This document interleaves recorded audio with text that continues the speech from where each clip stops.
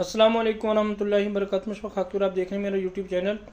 Review में बात करूंगा माह रमज़ान के हवाले से। माह रमज़ान के जो रोज़े हैं ये सिर्फ खाने पीने से रोकने का नाम नहीं है, बल्कि हम लोग जो है लायानी से भी जो है परहेज़ करें, हम झूठ बोलने से भी परहेज़ करें, हम आँखों का भी जो है ख्याल रखें, कानों का भी लिहाज रखें, आँखों से कोई गलत चीज़ ना देखें और कानों से कोई गलत जो है गैर शरई चीज़ को ना सुने और ज़ुबान से कोई ऐसा बोल ना बोलें जो शरीयत के ख़िलाफ़ हो, किसी को गाली नहीं देना। और दिल दिमाग का भी रोज़ा है। दिल दिमाग के अंदर किसी के बारे में जो है गलत सोचना नहीं है, किसी के ऊपर बहतान नहीं बांधना और दिल के अंदर गलत और बुरे ख्याल लेकर भी नहीं आना। रोज़ा तमाम चीज़ों से जो है रोकने का नाम है।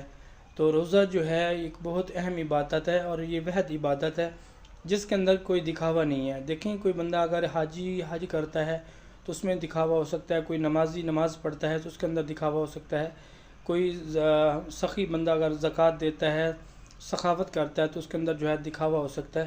लेकिन रोज़ा वहद इबादत है जिसके अंदर कोई दिखावा नहीं है। ये वो इबादत है जो कबूल ही कबूल है।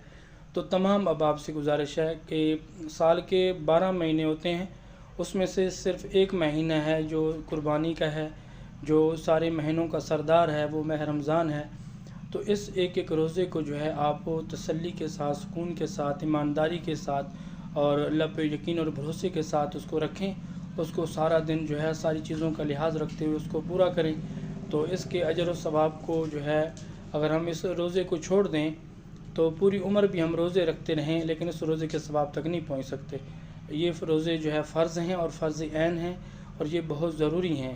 उम्मीद करता हूँ कि तमाम अहबाब मेरी बात के ऊपर अमल करेंगे इंशाल्लाह और मैं भी इसके ऊपर अमल करूँगा और जो ज़िंदगी रह गई बाकी उसके ऊपर इंशाल्लाह हम कोशिश करेंगे, पूरे रोज़े रखेंगे।